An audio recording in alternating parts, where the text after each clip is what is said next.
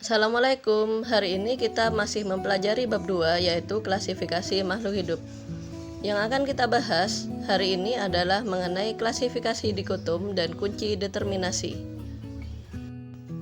Keanekaragaman merupakan ciri utama dari kehidupan. Hingga saat ini telah ditemukan lebih dari 5 juta spesies yang ada di dunia. Dari jumlah itu, 15,3% diantaranya ada di Indonesia, yang terdiri atas 720 spesies mamalia, 1599 spesies burung, dan berbagai jenis spesies lainnya. Karena banyaknya spesies yang ada di dunia, maka untuk memudahkan pengenalan dan identifikasi manfaat suatu makhluk hidup, para ahli mencoba mengelompokkan makhluk hidup tersebut berdasarkan persamaan ciri, struktur tubuh, dan karakteristiknya. Kegiatan pengelompokan ini dinamakan dengan klasifikasi. Adapun cabang biologi yang mempelajari penamaan, klasifikasi, dan pengelompokan spesies berdasarkan skema yang lebih formal disebut dengan taksonomi. Dalam melakukan klasifikasi, makhluk hidup dikelompokkan dalam suatu kategori tertentu yang bertingkat yang disebut dengan takson, di mana semakin rendah taksonnya atau semakin ke bawah, maka semakin banyak persamaannya. Sedangkan semakin tinggi tingkat taksonnya, maka semakin sedikit persamaan ciri yang dimiliki oleh anggota-anggotanya. Sebagai contoh, tingkat takson dari kucing. Kucing itu berasal dari kingdom atau kerajaan Animalia atau hewan. Yang kedua, filum atau divisi Chordata, yaitu kumpulan hewan yang bertulang belakang atau vertebrata. Yang ketiga, kelasnya adalah Mamalia atau hewan yang menyusui. Yang keempat, ordonya atau bangsanya adalah Carnivora atau kumpulan hewan pemakan daging. Yang kelima, familia atau sukunya adalah Felidae, anggota kucing sama dengan harimau, singa. Dan yang keenam, genus atau marganya Felis. Serta yang terakhir adalah spesiesnya atau jenisnya adalah Felis catus atau kucing peliharaan. Seperti yang kita ketahui bahwa nama ilmiah dari kucing adalah Felis catus. Nah, bagaimana aturan pemberian nama ilmiah? Aturannya adalah yang pertama menggunakan bahasa Latin, yang kedua menggunakan sistem tata nama ganda atau binomial nomenklatur yang terdiri atas dua kata, di mana kata yang pertama merupakan genus atau marga dan kata yang kedua merupakan nama spesies. Cara menulisnya dicetak miring atau di garis bawah terpisah.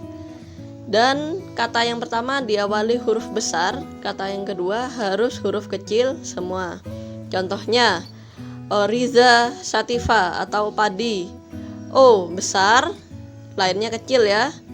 Oryza itu genusnya atau marga, sativa itu spesiesnya, dicetak miring. Yang kedua, Panthera tigris atau harimau.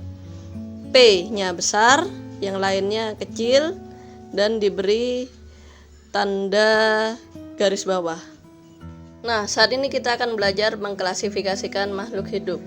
Klasifikasi dilakukan berdasarkan persamaan dan perbedaan ciri-ciri dari suatu makhluk hidup. Untuk memudahkan klasifikasi itu, maka dibutuhkan sebuah kunci yang berguna untuk mengidentifikasi jenis tumbuhan atau hewan yang belum diketahui.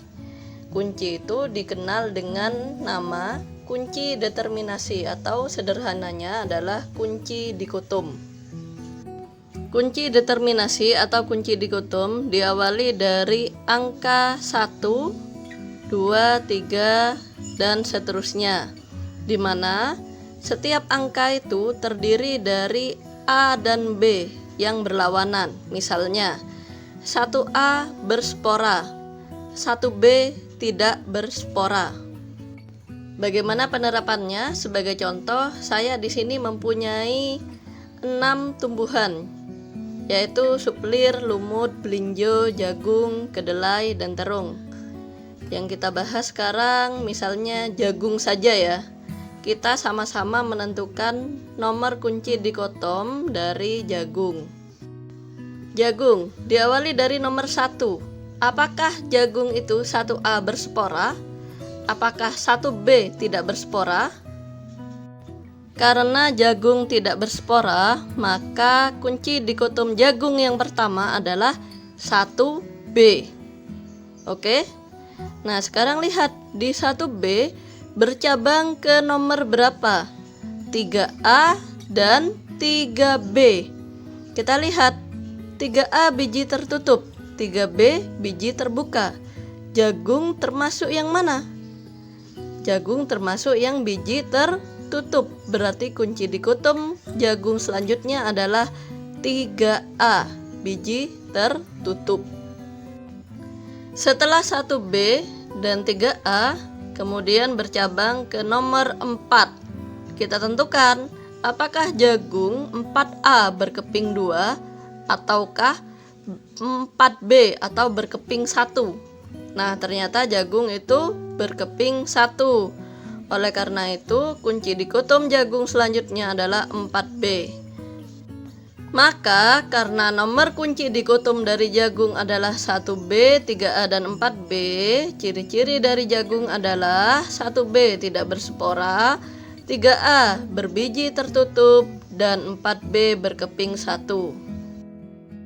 Nah, cara penulisan kunci dikotom yang lainnya adalah seperti ini, di mana ada 2 pernyataan setiap nomornya, 1A, 1B, 2A, 2B, 3A, 3B, dan seterusnya yang berlawanan. Contohnya, 1A tumbuhan yang berspora, 1B tumbuhan yang tidak berspora, 2A tumbuhan yang berbatang jelas, 2B tumbuhan yang berbatang tidak jelas.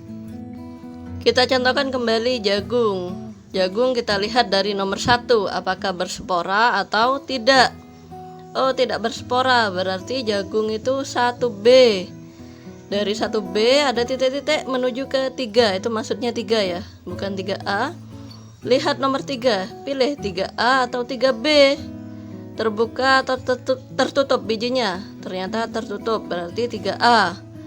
Titik-titik lagi ke nomor 4, maksudnya nomor 4 itu. Kita lihat nomor 4. Di nomor 4 biji berkeping 2 atau berkeping 1. Nah, ternyata berkeping 1. Nah, berarti adalah ketemu jagung. Maka jagung memiliki ciri-ciri 1B tidak berspora, 3A berbiji tertutup, dan 4B biji berkeping 1.